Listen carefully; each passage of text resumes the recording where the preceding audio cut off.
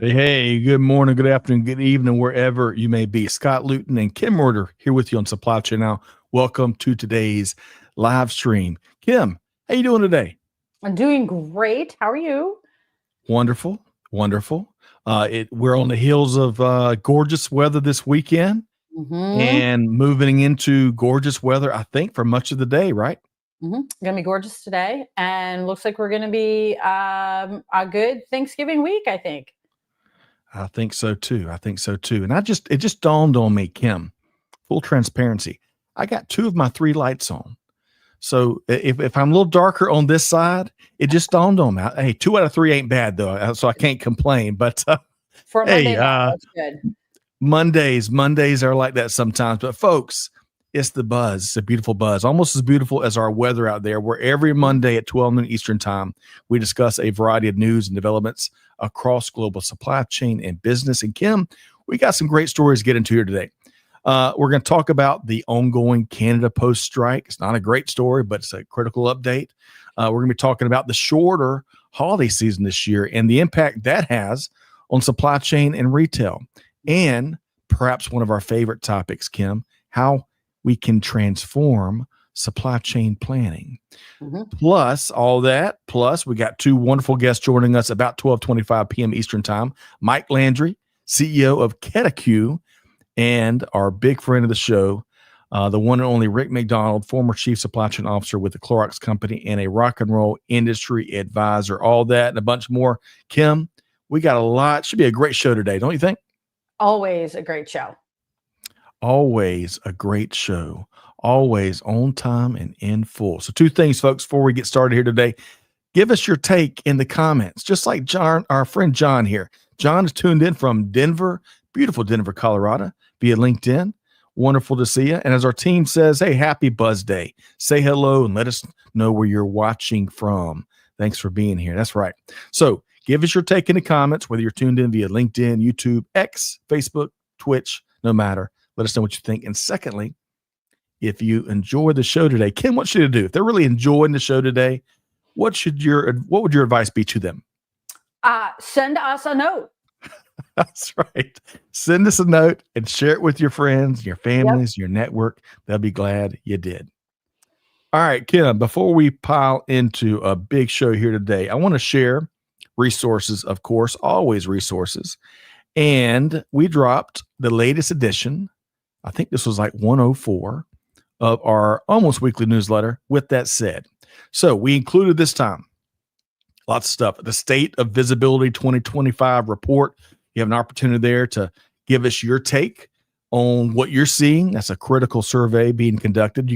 We have a new resource called Logistics Outsourcing Guidance, which has been built by a former Supply Chain Now guest, Scott Dubin, which is really going to help organizations strengthen their logistics capabilities. It's like an open source document. Good stuff.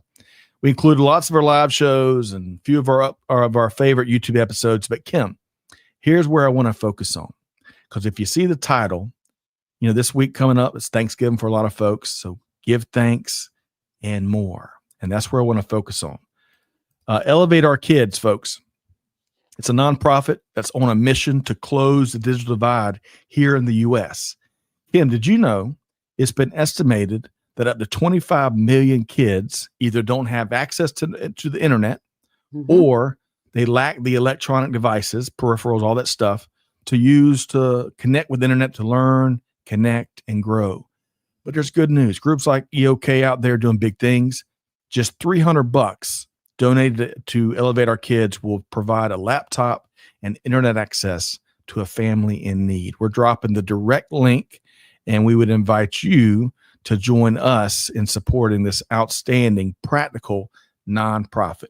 And one last thing, Kim, before I get your reaction, folks, if you give $5, we'd be grateful. If you give 5,000, we'd be grateful. No matter, as the one and only Greg White used to say, hey, give a little, give a lot, just give. Kim, your thoughts on closing the digital divide? The digital divide is actually very real. When I lived on the West Coast and I worked in tech and I lived in Seattle, it was kind of invisible to me. And then I moved back to where I came from, where I grew up in rural Virginia. And there is a huge digital divide, even in the community I live in today. And what is so tragic about this is that we start children off already disadvantaged. And it takes decades for them to try to make up for that. They're losing education opportunities, exploratory opportunities. It is a real thing in the United States. And if you're living in a big city, you probably don't know what's happening. Yeah. So, folks, good stuff there, Kim. If you want to join us again, we're going to drop the link here. We're going to make it really easy, folks, really easy.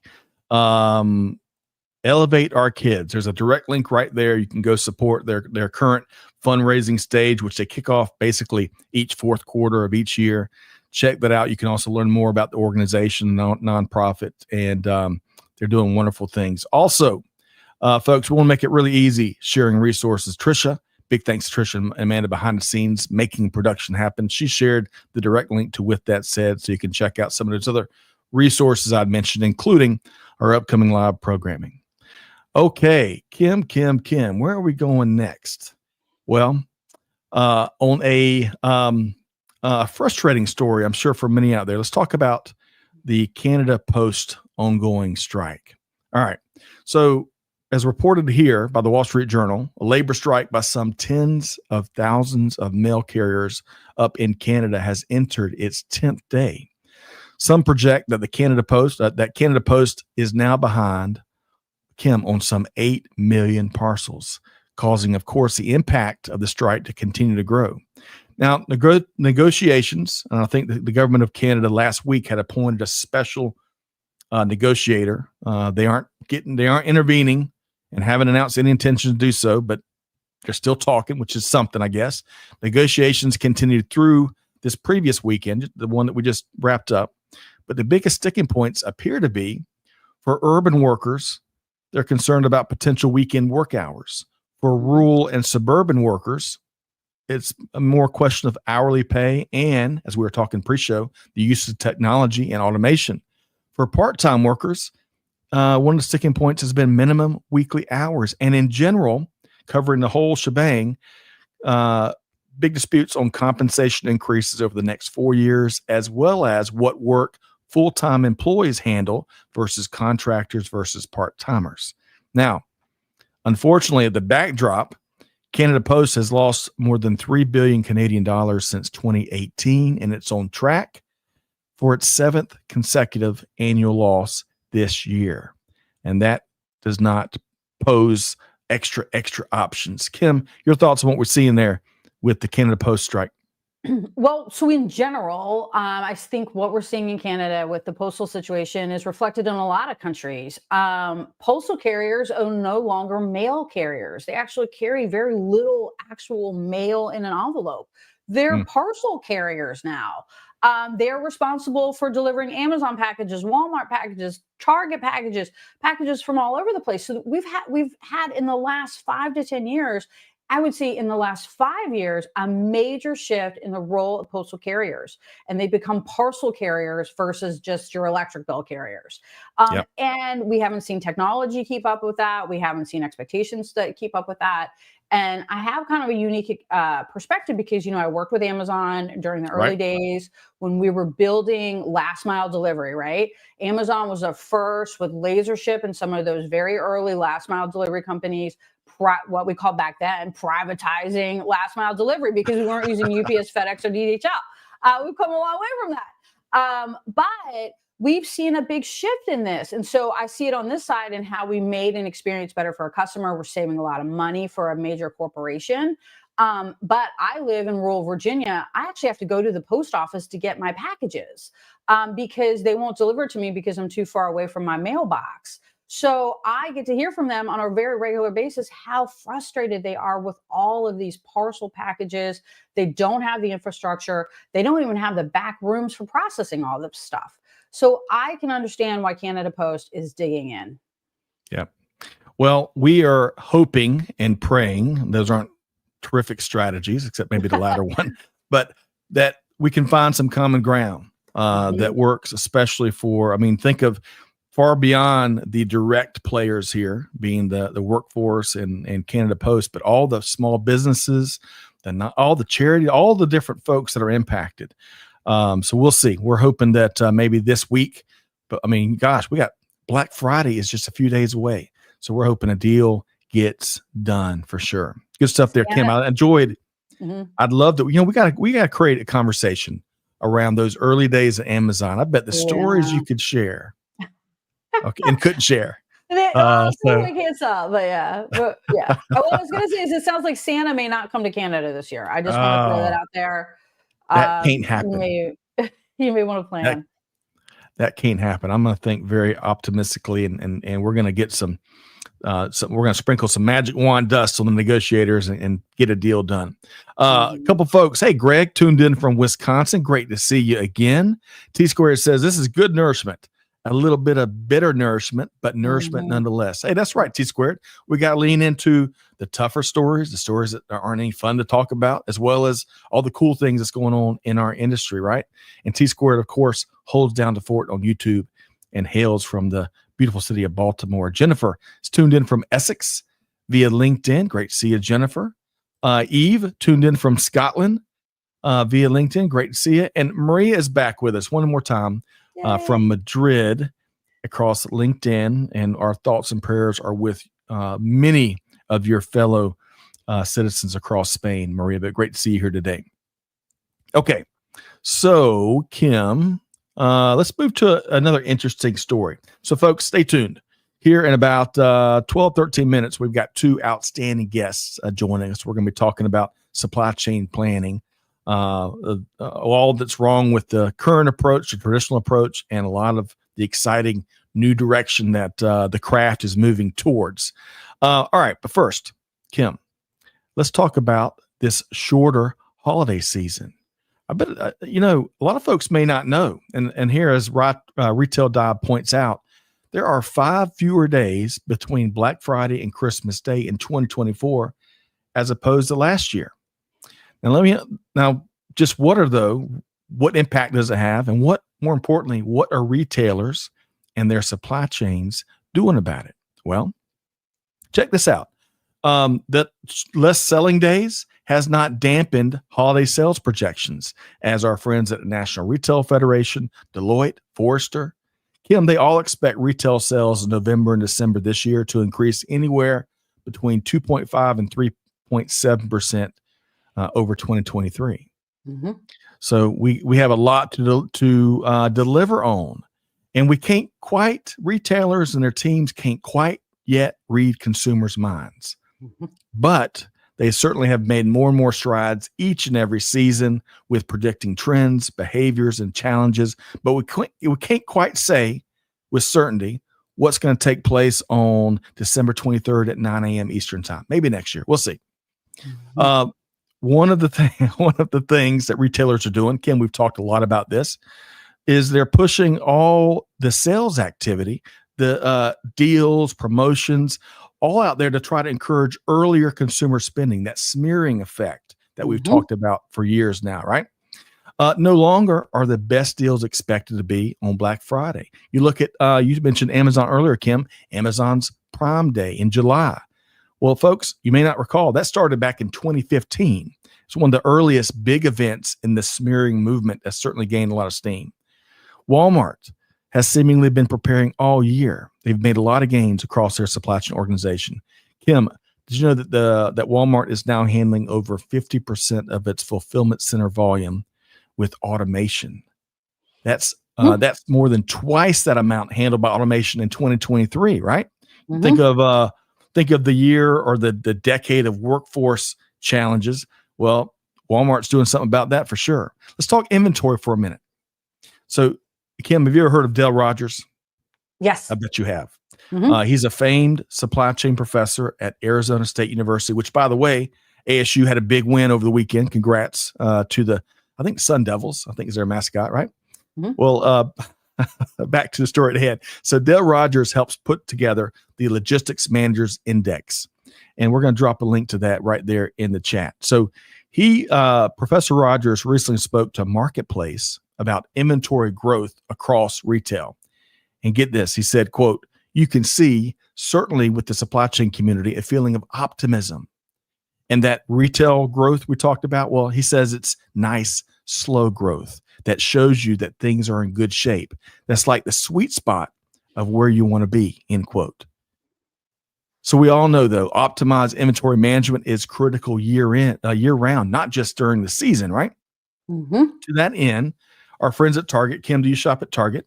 Yes. I do too. It's been fascinating to see what Target and Walmart both have been doing in recent years to compete with the iconic Amazon effect. Well, Target has implemented a new metric that it calls purchasability. And that helps ensure that customers can buy what they want when they want it, be it in store or digitally. And Target executives told Retail Brew that the purchasability metric, try to say that 7 times fast, is supplemental to in-stock measures and metrics. And it helps by providing its supply chain team with better information, more depth, and context when it comes to making inventory decisions. But one last thought, Kim, I can't wait to get your take. I think you may agree with me that more supply chain and retail pros have got to study what the folks over at Spencer's and Spirit Halloween do each and every year, and how they do it in a very condensed time frame every single year. Remarkably, they must first determine where hundreds of stores will be. And you and I, Kim, recently spoke to our friends over at Spencer's and Spirit Halloween. Some folks may not know that Spencer's acquired Spirit Halloween a few years back, and they're having so much success with that. And again, those condensed time frames that they're launching Spirit Christmas. How about that? I think they're already 8 stores in as they build that out. So, folks, check out our conversation Kim and I had back on November 14th. We're going to drop the link to that in the chat. So, Kim, sometimes I see stories and I see developments and I can just talk too much about them. Kim, I can't wait to hear your take on how retailers are getting ready to make it happen this holiday season. So we do have 1 week left, which is kind of interesting. Thanksgiving is a week later, but we're not really seeing any slowing down. I mean, the retailers have just shifted, as you said. We've had Black Friday week. All the sales on Walmart started a week ago. And I think in general, we are seeing less of a peaky peak. Yes, we have Christmas peaks, but we're starting to see peaks all year long. We have summer peaks, we have spring peaks, we have pool peaks, we have gardening peaks, we have Christmas peaks, we have back to school peaks. Like, we have all different kinds of peaks because the accessibility of inventory has really changed. So right. I think that is super interesting. That I think we're less peaky peak. And I also know that because the ocean freight carriers are starting to charge like peak season surcharges in February. And I'm like, I don't understand how that happens, but that's a whole different conversation. I guess we just have PSS all year long now. But yeah, so we're seeing a condensed season. I am not as optimistic about Q4 earnings as other people are. I don't think we're going to see the same growth, and I don't think we're going to see the growth that we're seeing in that people are expecting in retail sales. I think we're going to be sub 2%. I think we're going to be more closer to 1, maybe 1.5, 1.7. Yeah. That'd be a big miss. That would be a big miss. Yeah. When I was reading those projections that I mentioned earlier, I thought that was a very rosy, robust, very rosy. And I know that there's some powerful forces with lots and lots of data that are making those projections, but still, given everything that's been going on, the fight against inflation, which is still, there's still some fight left. So still some rounds left in that battle. So we'll see. But Kim, I hope you're wrong. I hope I'm for the sake of the economy. I bet you hope you're wrong too.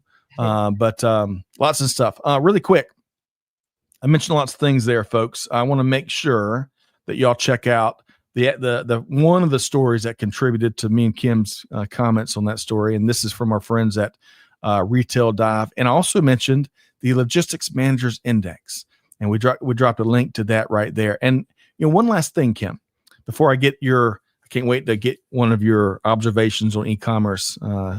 But one last thing, there's all sorts of data points, and take, for example, what we were just talking about retail sales projections, right? There are countless. And I think it's really important not to approach each one of those as the singular source of truth that I think all of industry is after, but much like the Logistics Managers Index, the U.S. Bank Freight Payment Index, which we talk a lot about here once a quarter, all these different data points are rolled up, and we can look at the story by ignoring a lot of the noise that's irrelevant. They all roll up to tell the story, and all of us have different interpretations on the stories that they tell. But it's important to dive into what the data is telling us. Okay. Your last thought there, Kim. Last thought there about, I know as a former Amazonian, what the data is telling you, I bet is close to how you operate every hour, Kim. Am I right? Every hour, every day, it's all data. Yeah. So I think what's interesting in the e-commerce world, what I've been paying attention to is, Target recently reported their Q3 earnings. They missed, which is what's kind of making me think that we're not going to make Q4 like we think we are. But what I found super interesting was that their digital sales grew 10% and how much growth they had in same day delivery. So again, this is still telling us that there is still demand out there in the market for online shopping. I want it delivered right away. Consumers still are insisting on same day delivery. We're not seeing that delivery option go away. About 4 or 5 years ago, we thought that maybe customers didn't care about same day delivery anymore, that maybe their tolerance was changing a little bit. But we see that there's still great demand for that. They do want same day delivery. And some retailers are taking this sign as an indicator that customers may want to go back to having a retail experience because they want it right now so much that maybe they're willing to go back to the store a little bit. Maybe that same day delivery design or demand is indicating that consumers might start inching back into the stores. We don't know. Yeah, that's a great observation. And I wish I was just looking at a survey earlier today about where consumers are dividing up their spend this holiday season. I have to see if I can get my hands on that. But I will tell you, let's see, what mall was I in the other day? It was a ghost town, Kim. It was especially this time of year. But despite that being the case, Kim, I'm probably part of that trend you pointed out. I love being in the stores. I love touching the product and picking it up and turning it around and doing my homework the old fashioned way. I mean, we still do plenty online, but that retail experience that you're referring to is so important for sure. And yeah, Amanda, okay. Lenox Mall was the mall I was in. So I guess it wasn't as much the ghost town because that place is always packed. But anyway, I expected it to be kind of bursting at the seams. Yeah. And it wasn't, Kim. It wasn't. Were you expecting that experience from when we were teenagers, when like the mall was the spot and you had to like elbow your way through because it was so packed? Yeah. Absolutely. Spend a couple hours in the arcade, where back then $5 was like it was like 9 hours worth of entertainment. Oh yeah. We get a slice of pizza at the Sbarro, right? And then go down to Spencer's and get you a t-shirt. Yeah, t-shirt from Spencer's, yeah. That was a Saturday at the mall back in the day. It was a day. That's right. Yep. But I guess there's no going back. I don't know.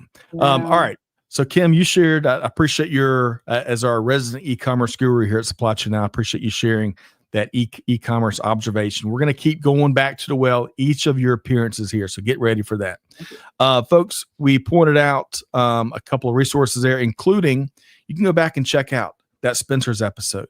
Folks, if you in your supply chain, if you think you got challenges, imagine if you entered every shortened year and you weren't sure what brick and mortar places, what locations would look like just yet. It was a fascinating story. So y'all check that out. A big thanks to my mom, Leah Luton, is tuned in via Aiken, South Carolina. Great to see you, Mom. Love you.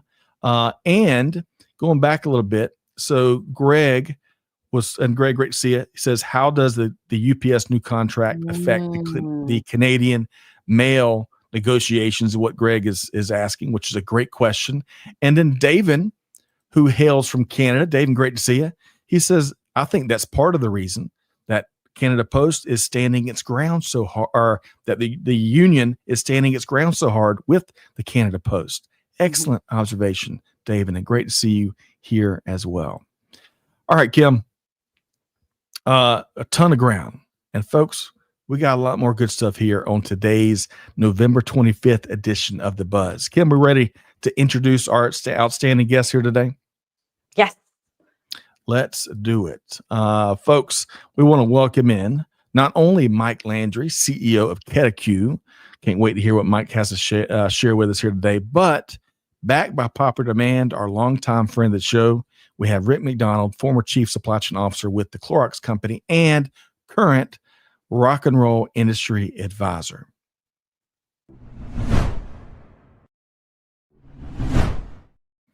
Hey, Rick, how you doing? I'm doing great, Scott. How about you? Great to see you here today, and thanks for bringing your friend. Hey, Mike, great to see you. How you doing? Thanks, Scott. Great. How you doing today, Scott? Thanks for having me. Wonderful. Kim, we've been looking forward to this, and if y'all can't tell, Rick and Mike, me and Kim have been having a good bit of fun talking about the wide world of global supply chain, huh? Yeah, absolutely. I agree real quick. I agree with the idea that consumers are not going back from convenience. I think there'll always be people who want to be in the stores and touching and shopping, but even if you just consider the advent of drone deliveries, people are going to want more and more convenience, and that's here today. That's right, Rick. And speaking of drone delivery, our friend, some of y'all may know, some of y'all definitely know Tevin Taylor, who joins us here regularly. He sent me a picture. I guess he was out visiting a drone landing pad for I believe it was Walmart, and the drones went off to the edge of the horizon. So we'll have to check that out when Tevin joins us again. Mike, similar question. Our consumers aren't going back, right? We want what we want, and we expect to get it when we want it and at what price we were wanting to pay, huh? Mm-hmm. Yeah, there's a lot of factors in predicting demand, and sometimes it's better to have the supply behind that demand because it's hard to predict something. So all those things kind of go together for sure. They sure do, and we're going to shine a bigger spotlight on that here today. Kim, you know where we like to start when we have guests. It is the week of Thanksgiving here in the States for many families, and I want to ask each of y'all, all three of y'all, as we get our fun warm-up question out of the way, what's one of your favorite Thanksgiving traditions? And Kim, I'm going to start in reverse order. Kim, I'd love to know one of your favorite Thanksgiving traditions, other than fighting the self-checkout aisle at your local grocery. Checkout at the grocery store. I love to make pies. I love to bake. And so I always make kind of a fancy crust pie. So I've been planning my apple pie. One, I went to the farmer's market and I got 2 different type of heritage apples. I can only remember the name of one of them. And then my entire apple crust is going to be tiny little dough leaves. So I'm very excited about this. That's my favorite thing to do is make something fancy for Thanksgiving. I love it. Oh, I bet I can smell those pies from here. I bet they are delicious. All right. So Mike, I'm gonna go to you. Rick, you're going to be our cleanup hitter like your days back in baseball. Okay. Mike, let's talk about I'm gonna go with Kim on the food aspect, and even tie back to your mom listening here. I grew up in New England, and there's a dish called turnips and carrots, and down here it's called rhubarb. But essentially, my mom would go get turnips and carrots, mash them together, put a healthy dose of butter in there, which I'm sure makes everything better. But that's right. For some reason, we only eat it on Thanksgiving, so maybe that makes it more special. My mom will be making that on Thursday, and we'll be eating that, and hopefully having some leftovers for a few days to follow. Oh, I love it. We got to get a picture, Mike. But you got to spend time with your mom, right? That's certainly one of my favorite Thanksgiving traditions. And I got to check out rhubarb. I never made that. I never got the origin story of rhubarb. So I'm going to look that up, Mike. And Rick, that brings us to you. So what is one of your favorite Thanksgiving traditions? Yeah, I'm sticking with the food theme, but it's I love to cook. I love to grill. And one of my favorite Thanksgiving traditions is smoking a turkey on Kingsford charcoal for family members and entertaining them with turkey. Yeah. So I love the process. I love the outcome. And it's just a lot of fun. Yes, it and you got a little Clorox plug in there too, I see. Did you see that? Well played. There? Yeah. Thank you. Well played. Well, one of my favorite things about that, Rick, that you kind of allude to is it takes time. And the good thing is around the holidays, sometimes we have time to enjoy as the turkey's smoking, or as it's baking, or as rhubarb is being made, or whatever it is, pies. We got time to spend with our family, catching up as those delicious scents fill the house and the kitchens and all. So good stuff there, Kim, Rick, and Mike. And Greg says rhubarb and strawberry tart. Okay. I wonder if that must be a cousin to the rhubarb pie. Greg, is my hunch. but let us know. Okay. We got a lot more to get to here today, folks, as we're about halfway through the buzz. Really looking forward to learning from all three of y'all here today. And I want to start with this. So, Rick, you've been up to some exciting new things here lately. Can you shed any light on that with us? Yeah, I sure can. First of all, Scott, thanks so much for having me back. It's so great to be with you and Kim and Mike today. Tremendous privilege to be with you all and the Supply Chain Now audience. Big change for the McDonald family since my last visit here on Supply Chain Now. I retired after 32 years at Clorox. Wow. I'm calling it small R retirement. I'm one of those people who has to stay active. I just needed to slow it down just a little bit. So I'm keynote speaking, chairing supply chain conferences. I led one in Frankfurt, Germany last week. I'm advising supply chain tech founders on strategy, their technology, their messaging. I'm doing some mentoring, and I also took some golf lessons. So I'm giving that a try. Man, I tell you, I don't find any weak points there, because I bet your golf game is as strong as being a former baseball player at the Division. I bet you can hit it only about 450 yards, Rick. Is that close? Yeah, let's just leave that as the illusion here with the audience. How about that? All right, fair enough. But man, 32 years with the Clorox company, Kim. I bet much like your days at Amazon, Nordstrom, plenty of others, I bet both y'all need to write a book. Rick on 32 years with Clorox, and Kim maybe on your early days with Amazon. How's that sound? Yes, we should both write. We could write a book together. I love that. That sounds like fun. That is right. All right, Mike, brings us to you. So this is your first time on Supply Chain Now. So yes, Mike, it's been great to meet you. I've been studying up on ketteQ. Y'all have been on the move. That's exciting. But to level set a bit here today, tell us briefly, if you would, about what ketteQ does. Yeah, well, we provide supply chain planning solutions for distribution, manufacturing, and service that help companies predict and better manage demand, inventory, production, materials, and service parts, as well as a complementary set of solutions that help execute those plans with better visibility and better workflow. So all of that's on a single platform, one architecture and data model. So when you buy and implement some of them, the rest are right there at the doorstep. So it's a comprehensive end-to-end supply chain planning solution set.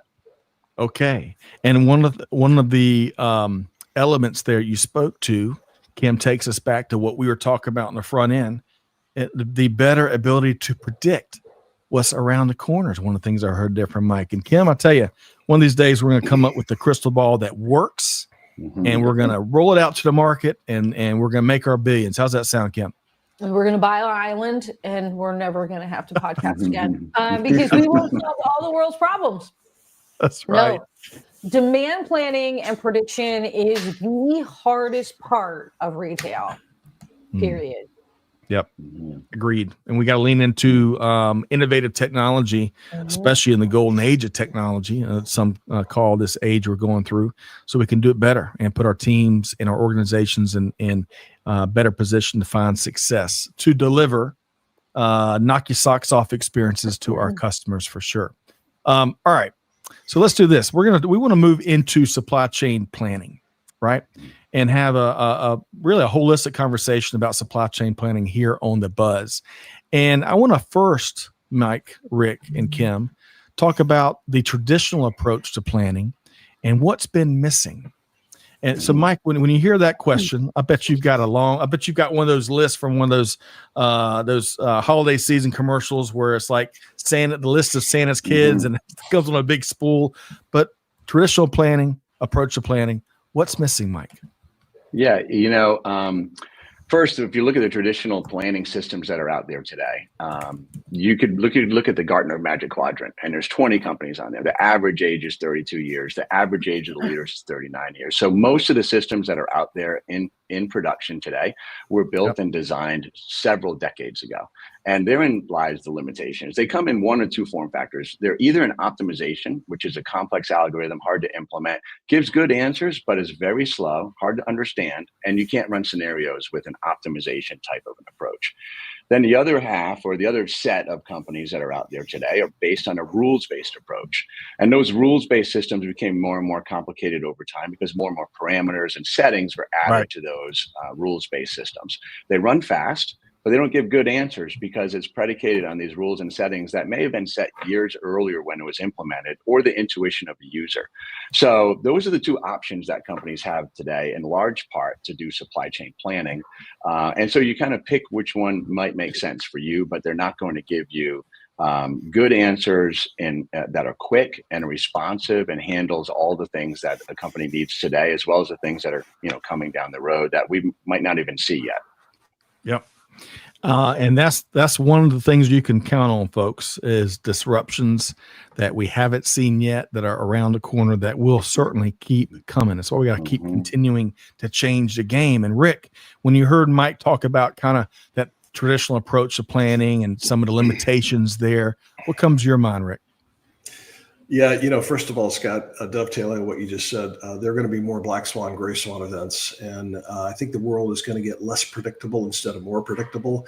And so having capabilities like adaptive planning is going to be huge. And as operators, we know that the heart and soul of every enterprise is the demand and supply planning capabilities. The demand plan sets the cadence for the enterprise. It drives top line and bottom line performance. And all of us are trying to operate at the speed of the consumer. We were talking earlier about shoppers not going back from the convenience model and 1 and 2 day shipping.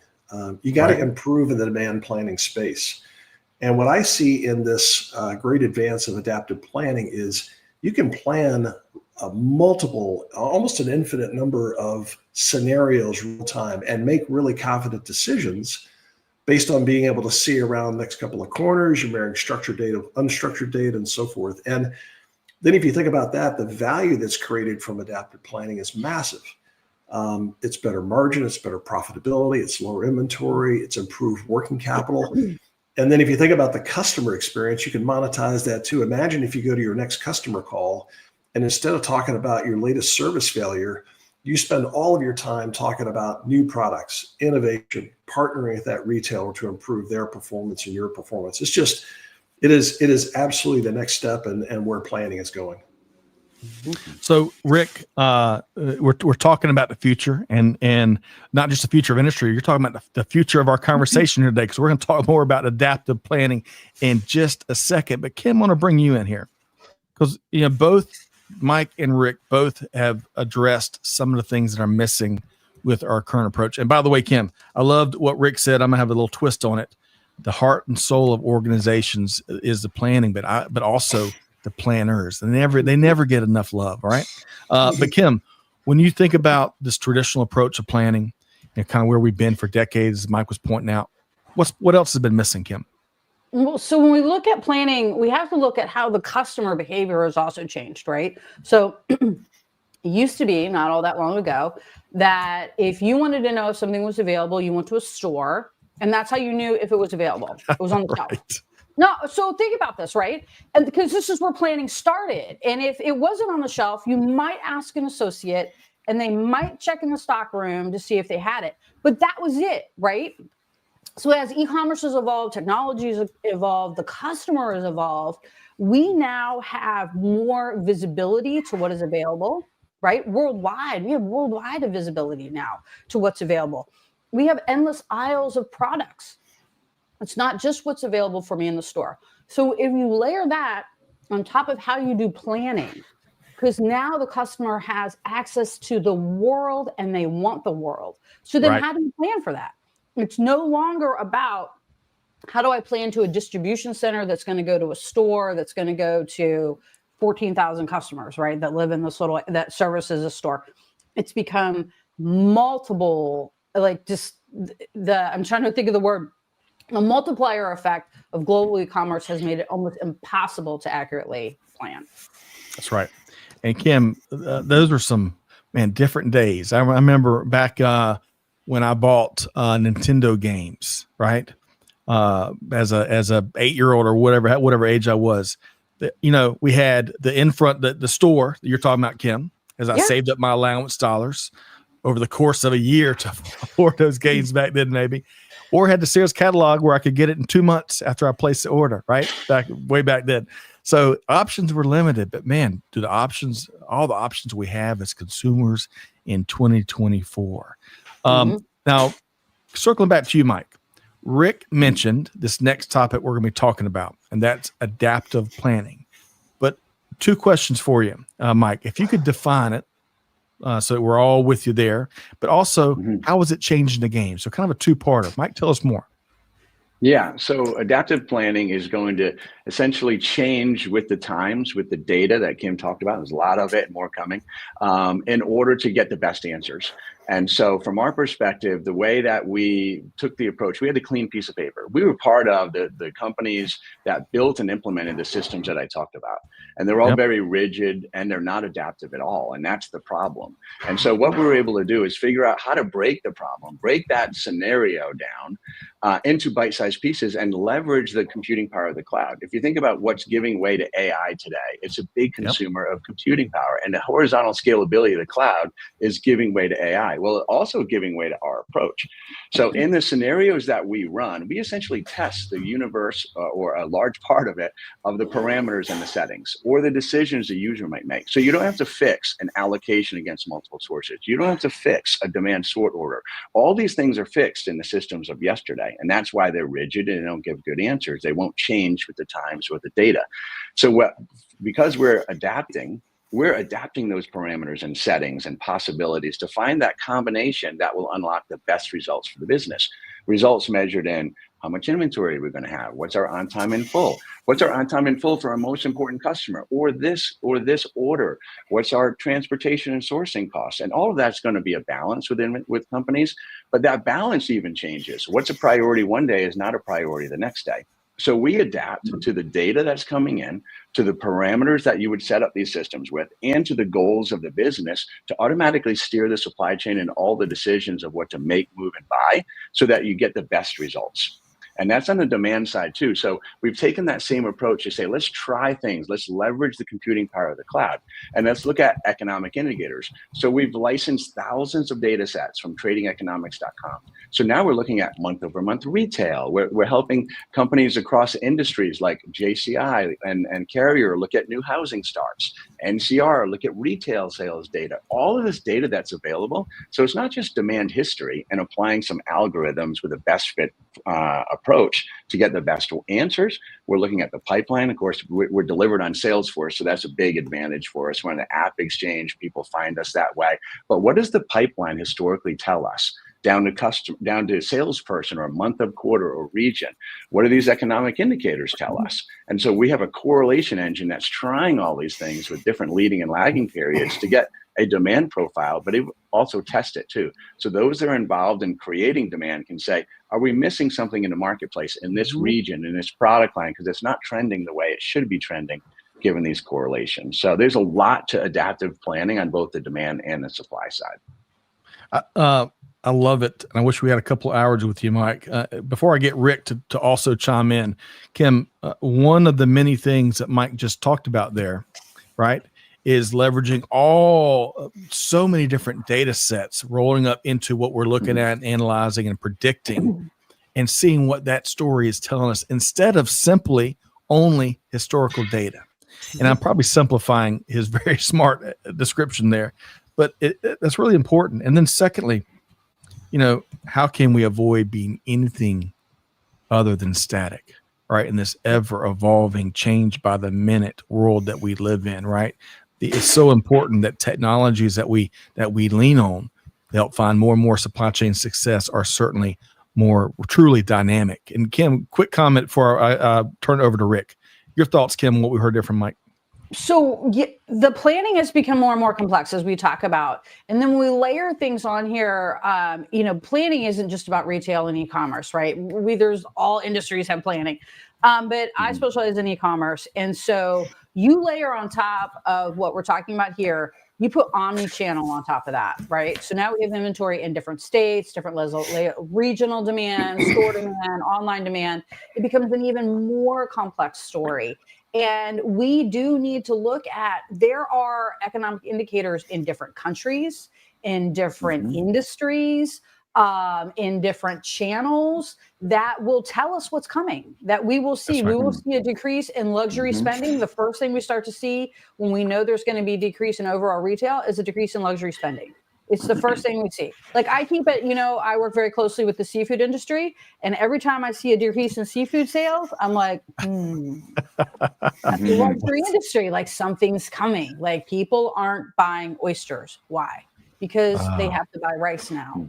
And so I think we have to look at all of that data, and without great technology, it's almost impossible to sort through all that. I love it, Kim. I love it. I love how you brought it back to delicious seafood. Still an important indicator for what drives industry. Rick, we're talking about adaptive planning and how that's changing the game. Mike and Kim both kind of spoke to that a little bit. What do you see as some of the biggest benefits? You were talking about this a minute ago, but what else comes to mind, Rick?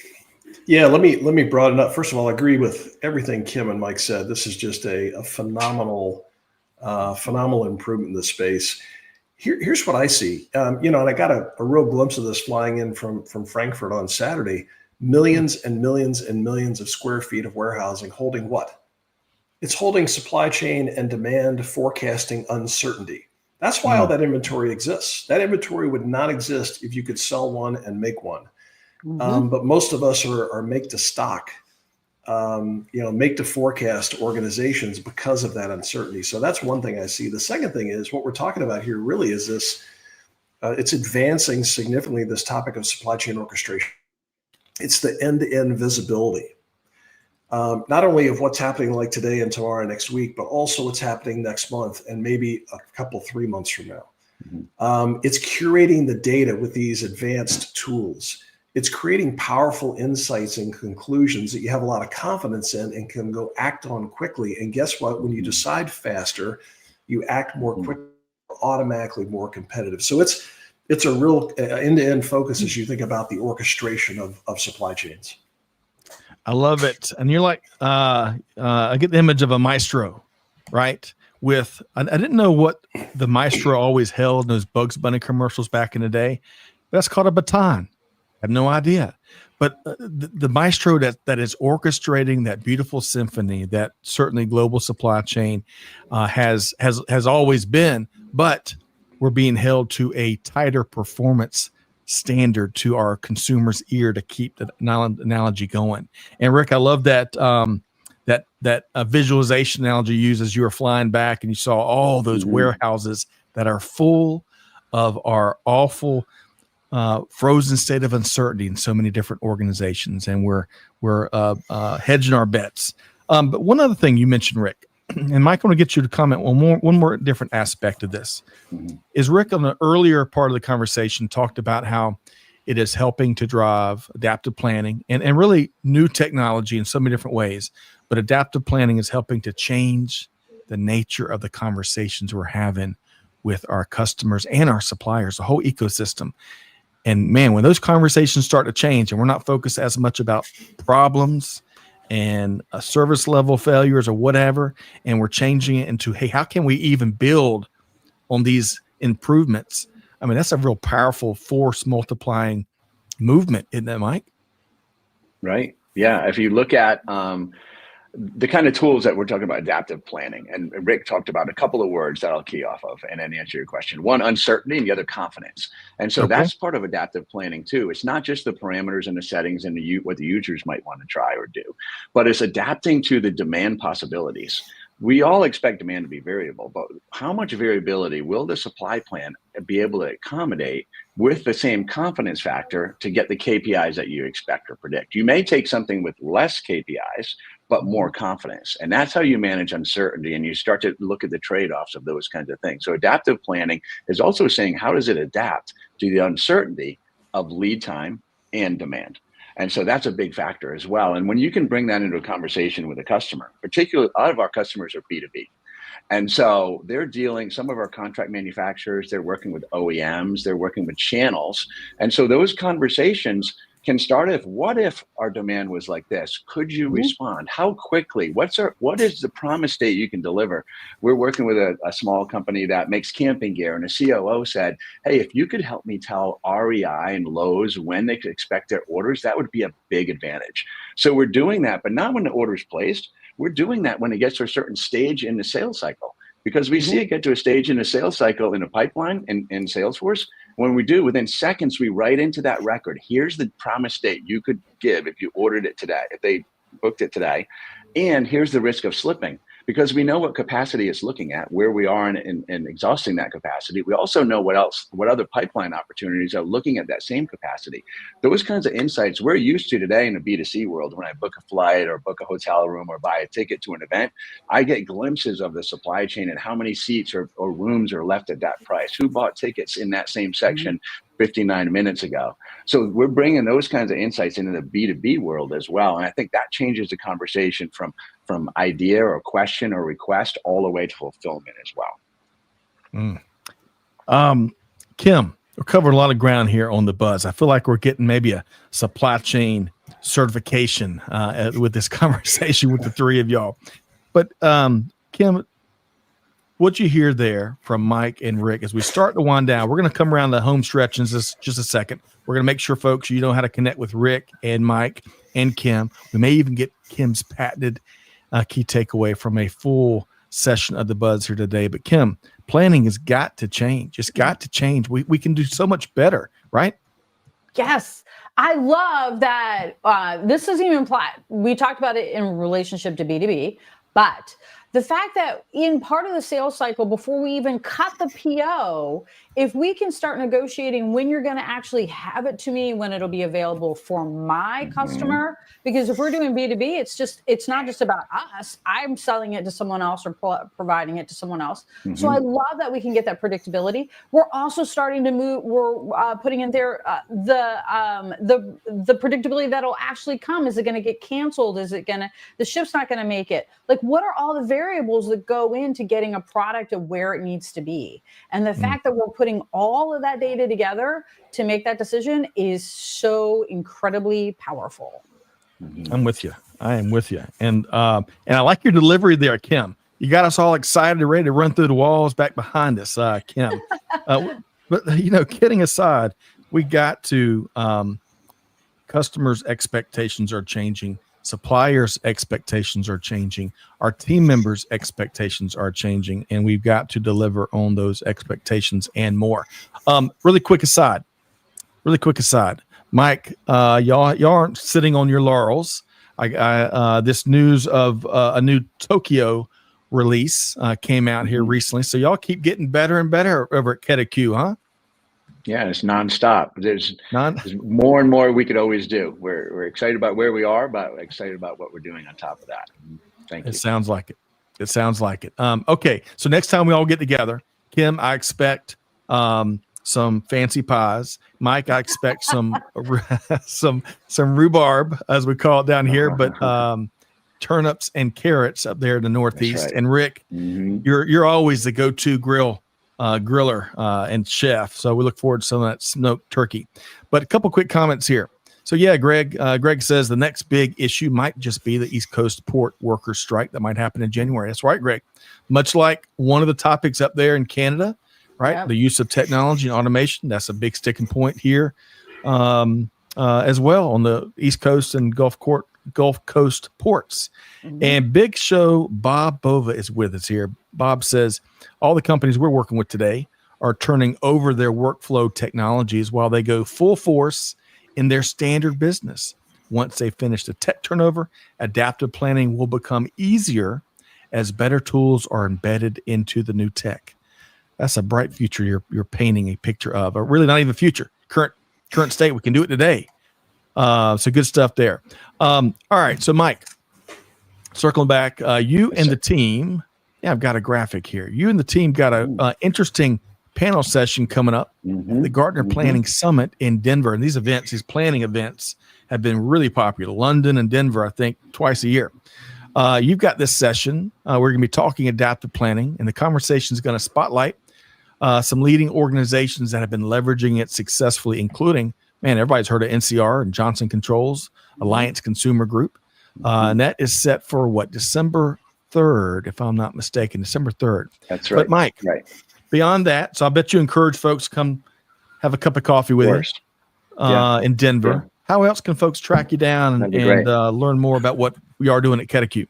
Yeah, thanks. There'll be 1,200 people there. So there's a chance some listeners will be there. So it'd be great to see you in person. If not, then just reaching out to through LinkedIn to reach me directly, or Mike at ketteQ.com even works, or of course ketteQ.com to reach the company at a whole.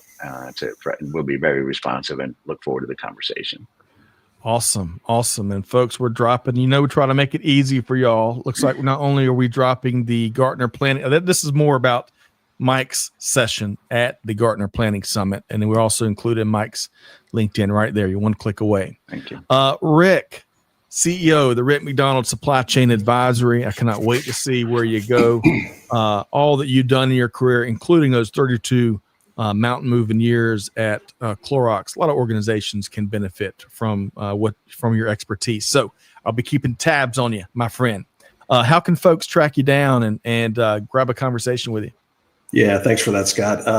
Well, I'm working on a website. My oldest son is helping me build that. But in the meantime, you can reach me then, or you can reach me at my email address, rickmcdonald@att.net. It's just that easy. And I bet we're going to drop your LinkedIn as well. And hey, sometimes technology on Monday, it needs a kick in the seat of the pants. So we will do that after the show as well. And by the way, folks, we got it right here. Your LinkedIn profile right there. Y'all connect with what Rick and Mike are doing. But to complete the trifecta, Kim, always enjoy your expertise here and your perspective and what you're doing in our shows together. And folks, you got to be, at a minimum, you got to connect with Kim on LinkedIn. She's got some great blog articles, amongst other things, coming out soon, including one on what the self-checkout lane teaches us all. But I'll park that for a minute. Kim, we covered a lot of ground with Mike and Rick, and then of course the first half of the show where we talked about some of the biggest things impacting our industry right now. What is one key takeaway that you would leave with our listeners and viewers here today? Well, I've started calling them Kimmy's Keepers, if we need to give that a name. Let's do it. But I think the biggest thing that I heard today that really resonated with me is that when we talk of planning and demand planning and S&OP and all those things, we talk about customer demand and sales and price negotiation and all those kind of things. But today we started talking about demand planning with supply chain predictability, cancels, late sailing, starting to mix all of that data into our planning. So it's not just about like what we need and how much we need, but when we need it. And we're starting to add that as part of planning. And that is the key. I like it. That sounds like certainly one of Kimmy's keepers here today, thusly named Magic Wand. So that segment newly named Kimmy's Keepers. I'll tell you what, I really wish we had a couple more hours. I love these conversations we're having here in the Buzz. I want to thank, first off, most importantly, all of our audience members out there. Really appreciate everyone's comments and questions. I know we didn't hit all of them, but folks, we'd encourage you to reach out to Kim and Rick and Mike and have those conversations for sure. Big thanks, Mike Landry, CEO of ketteQ. Mike, a pleasure to meet you here today. Congrats. Likewise. All the great things you are doing there. Thank you so much, Scott. Appreciate it. It's great to be here. You bet. Safe travels out to Denver, and maybe we'll have you back for some of your key takeaways. Rick McDonald, man, really have enjoyed all of your appearances here and all of our in-persons and all the cool things you're doing to change industry. And I love how you are sharing your expertise in a whole new, exciting way, entrepreneurial way, with what you're up to now. But thanks for being here, Rick McDonald. My pleasure to be here, Scott. Thanks for the invite. We'll see you next time. That is right. And then Kim Reuter, the one and only. Really enjoy what you do. Kim, where would you point people to connect with you, to learn more? Where would you point people to? LinkedIn is the best place to get with me. That's the most up-to-date information that I have. So hit me there and you can find everything you need to know. That's right. That is right. Well, folks, thanks for being here. What a great session of the Buzz. But here, you got homework. My kids are home this week. They've been reminding me, no homework, no extra chores this week. Well, we'll have that battle later. But folks, y'all have homework. Mike and Rick and Kim all shared actionable advice, steps we can take today to help our teams find more success in an easier manner, right? And we all know that the holiday season brings all kinds of friction and stress. So now's the time, right? Let's not wait till the new year. Let's take one thing that Mike, Rick, or Kim shared here today and put it into practice. Deeds, not words. Our teams are ready to change how business is done. With all that said, hey, folks, happy Thanksgiving for all that celebrate. Enjoy that time with the family, great food and camaraderie, right? Life is short. Lean into those moments. And with all that said, on behalf of our entire team here at Supply Chain, I'm Scott Luton, challenge you to do good, give forward, be the change that's needed. We'll see you next time right back here at Supply Chain Now. Thanks, everybody.